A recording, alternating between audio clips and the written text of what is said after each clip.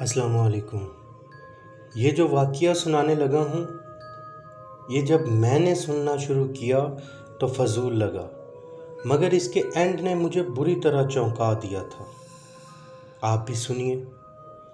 लाइबा और वक़ार के घर 4 साल बाद बेटी पैदा हुई थी। दोनों खुशी से पागल हुए पड़े थे। जाने कितनी मन्नतों के बाद फजर उनको मिली थी।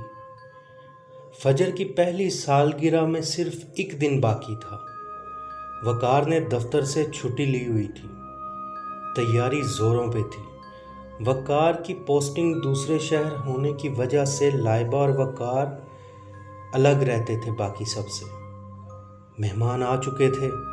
थोड़ी ही देर में केक कटने वाला था। सब नीचे वाले पोर्शन में एक दूसरे के साथ खुशी के वो पल शेयर कर रहे थे। अचानक ऊपर वाले फ्लोर से लाइबा की बहुत बुरी चीख सुनाई दी।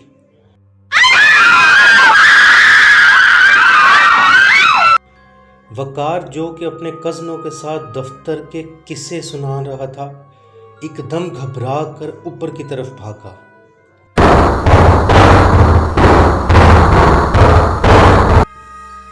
फिर तो जैसे वहां मातम बिछ गया।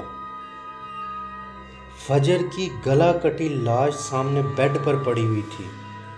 करीब ही लाइबा ज़मीन पर बैठी खाली खाली आंखों से फजर की लाश को देखी जा रही थी।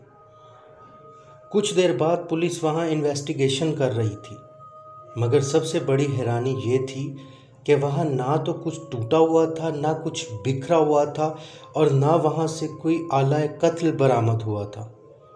इससे ये साफ था कि मामला चोरी डकैती का नहीं था। पुलिस वाले ने वक़ार से पूछा कि आपकी किसी से दुश्मनी तो नहीं?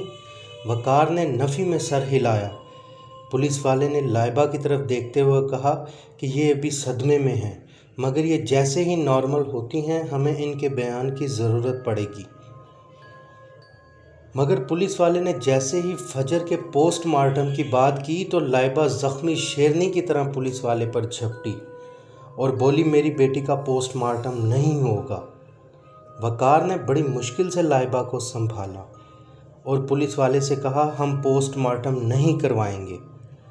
पुलिस अपनी कार्रवाई मुकम्मल करके वापस चली गई। फजर को दुनिया से रुखसत हुए 1 हफ़्ता गुजर चुका था। लाइबा पूरा दिन कमरे में रोती रहती। घर को जैसे कोई नज़र खा गई हुई थी। वक़ार को फजर की बहुत याद सताती थी। एक दिन वो दफ्तर से छुट्टी लेकर दोपहर को ही घर की तरफ निकल पड़ा। रास्ते में ख्याल आया, फजर की कब्र से होकर जाता हूँ। करीब ही कब्रिस्तान था। कब्रिस्तान पहुंचकर गाड़ी खड़ी करके वक़ार अंदर चला गया। फजर की कब्र के ऊपर ताज़ा खून गिरा देखकर वक़ार को थोड़ी हैरानी हुई, मगर ये बात सोचकर दिमाग झटक दिया, शायद कोई सदका फेंकने आया और छींटे गिर गए हों। कुछ देर बाद वो घर की तरफ निकल पड़ा। मेन दरवाजे की चाबी वक़ार के पास थी। वो जैसे ही दरवाज़ा खोलकर अंदर दाखिल हुआ, उसने पागल कर देने वाला एक मंजर देखा।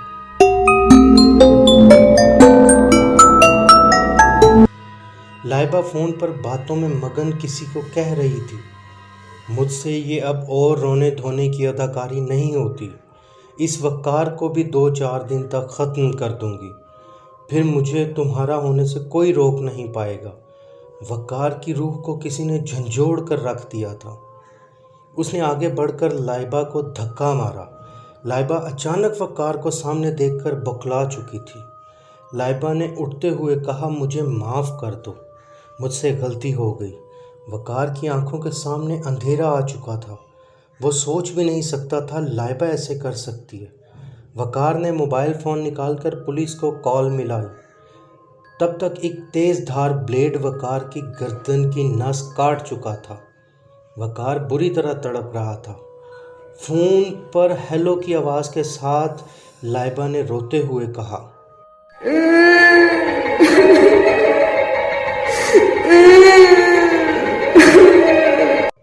किसी ने मेरे वक़ार को मार दिया है। कुछ देर बाद पुलिस वक़ार की लाश की जांच कर रही थी। وہ پوسٹ مارٹم کے لیے وقار کو گاڑی میں رکھ کر جا رہے تھے۔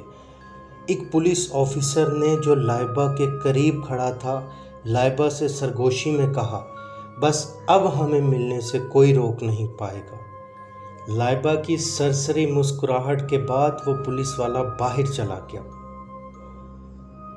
ویورز، لائک سبسکرائب کر کے میری حوصلہ افزائی کرتے جائیے تاکہ ایسی ہی ویڈیوز آپ کو ملتی رہیں۔ اللہ نگہبان۔